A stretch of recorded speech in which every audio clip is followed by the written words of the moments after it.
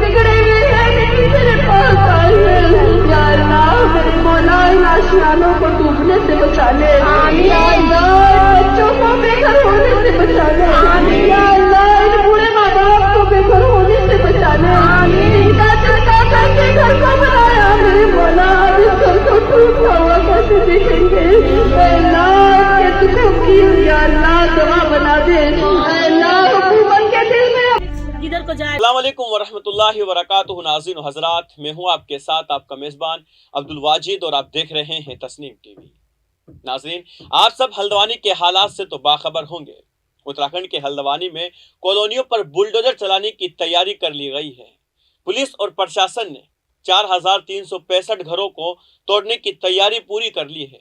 करीब 50,000 लोगों के बेघर होने का खतरा मंडरा रहा है। इसमें से 95% परिवार मुस्लिम हैं। कई मकानों पर अब तक रेलवे का बुलडोजर चल चुका है। नैनीताल हाईकोर्ट के हुक्म पर अतिक्रमण हटाओ अभियान शुरू किया गया है। वहीं इसके विरोध में लोग सड़कों पर उतर आए हैं। करीब 82 एकड़ जमीन पर 4300 से ज्यादा परिवार रह रहे हैं। करीब 50,000 लोगों के बेघर होने का खतरा है। हल्द्वानी में जिस जमीन पर रेलवे का दावा है कि उसकी प्रॉपर्टी है, वहां तकरीबन 100 सालों से लोग आबाद है। ब्रिटिश हुकूमत के वक्त की वहां स्कूल मौजूद है और इंडियन हुकूमत ने वहां स्कूल बनवा रखे हैं। वहां बैंक बने हुए हैं, मस्जिदें बनी हुई हैं, मंदिर बने हुए हैं और काफी सरकारी इमारतें बनी हुई है। लेकिन सवाल ये उठता है कि अगर ये इलीगल कब्जा था या रेलवे डिपार्टमेंट की प्रॉपर्टी थी, तो यहाँ हुकूमत ने स्कूल क्यों बनवाए? जिस जगह को रेलवे अपनी प्रॉपर्टी बता रही है, वहां 5 गवर्नमेंट स्कूल हैं, 10 प्राइवेट स्कूल हैं, 12 मस्जिदें हैं और 3 मंदिर हैं।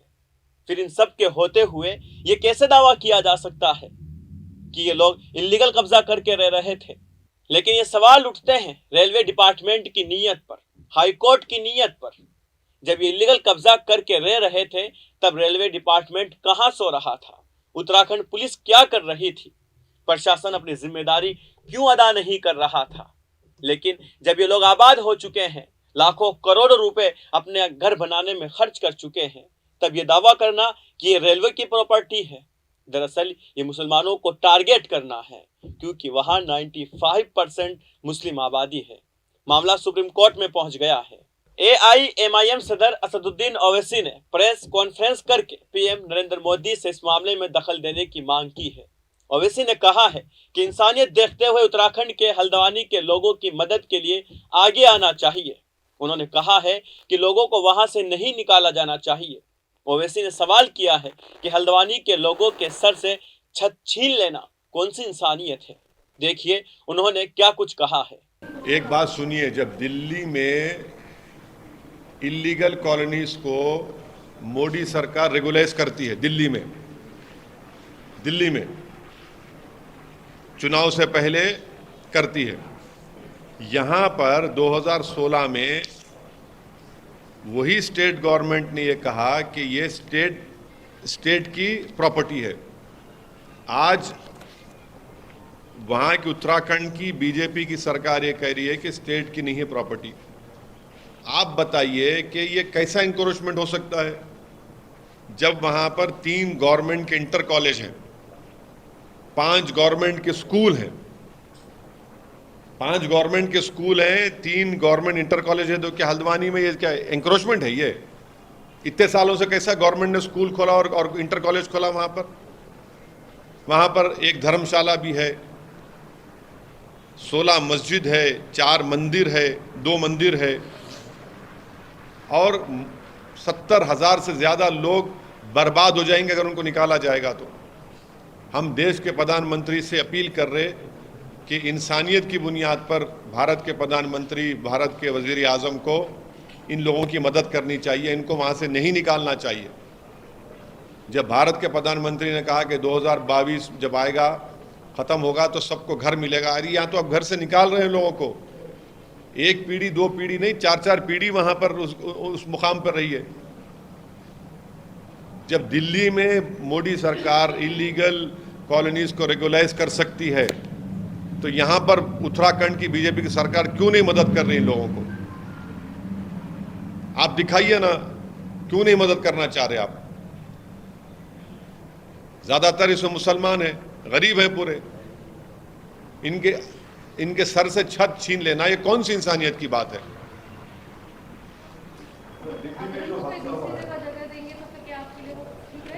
क्या अगर उनको कहीं और जगह दी जाएगी तो क्या आप उसके लिए मानेंगे? सुप्रिय, आप, हमारा पहला रिक्वेस्ट ये है भारत के प्रधानमंत्री से कि इन लोगों का बेघर मत करिए। ये बरसों से वहां पर रह रहे हैं, रो रहे हैं, औरतें रोड पर बैठी हुई हैं पिछले 4 दिन से। कंटिन्यूस हमको फोन आता है, मैसेजेस आते हैं कि 4 दिन बाकी हैं, 5 दिन बाकी हैं, हम क्या करेंगे, हम वहां पर कहां जाकर रहेंगे, हम लोग किधर जाकर रहेंगे? अरे आप इनको इंसान के तौर पर देखिए भाई, इनकी मदद करिए। अगर सरकार चाहे तो बहुत कुछ कर सकती है, इनको आप बेघर मत करिए।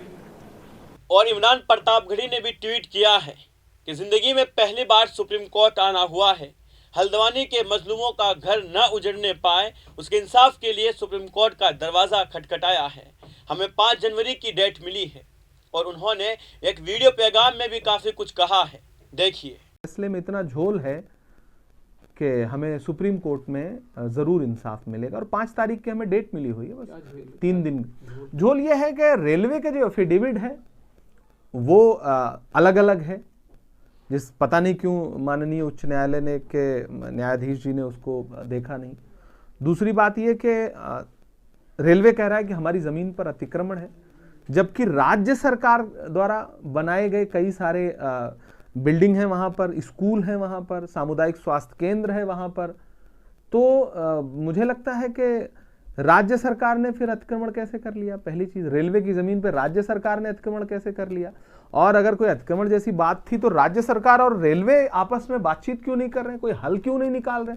50 साल 60 साल पुराना मंदिर है वहाँ पे, धर्मशाला है वहाँ पर, मस्जिद है वहाँ पर, तो सब कुछ जो है वो जनता के पक्ष में है। और मुझे पूरा यकीन है कि 5 तारीख को हल्द्वानी के लोगों को रिलीफ जरूर मिलेगा। तो ये हाई कोर्ट में क्यों नहीं, जब जनता के पक्ष में है तो हाई कोर्ट में क्यों नहीं कह पाई सरकार इस बार? सरकार ने कहा ही नहीं। उत्तराखंड की सरकार तो मतलब मुझे भी हैरत है, मैं पहली ऐसी राज्य सरकार देख रहा हूं जो अपने नागरिकों के लिए खड़ी ही नहीं है। जबकि हमारे विधायक ने 2 बार मुख्यमंत्री जी से बात की, पुष्कर धामी जी से, कि आप इस पक्ष में, इस मामले में आप नागरिक के साथ खड़े होइए। लेकिन हैरत है कि मौजूदा भाजपा की सरकार हल्द्वानी में मंदिर, धर्मशाला, मस्जिद, लोगों का छत कुछ भी नहीं बचाना चाहती। अगर बचाना चाहती होती तो, अगर खड़ी हुई होती तो नजूल की जमीन है वहां पर, रजिस्ट्री की जमीन है वहां पर।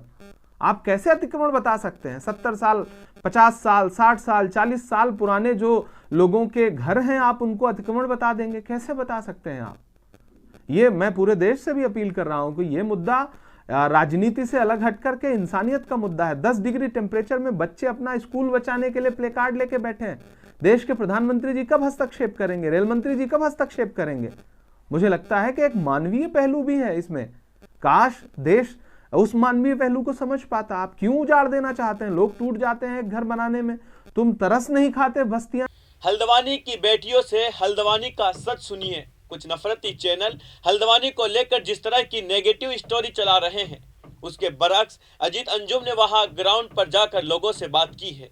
देखिए वहां के लोगों का दर्द सुनिए। वो न्यूज़ अगर फैल रही है तो वो सिर्फ झोपड़पट्टियां दिखा रहे हैं। ये इतनी बड़ी बड़ी यहाँ खून पसीने की जो बिल्डिंगें बनी है, ये क्यों नहीं दिखाई जा रही? लोगों को पता लगना चाहिए कि वो सिर्फ झोपड़पट्टियां नहीं, हमारे माँ बाप की जो खून पसीने की कमाई है, ये सब उजाड़ना चाहते हैं। हम यहाँ से 1 इंच नहीं हिलेंगे।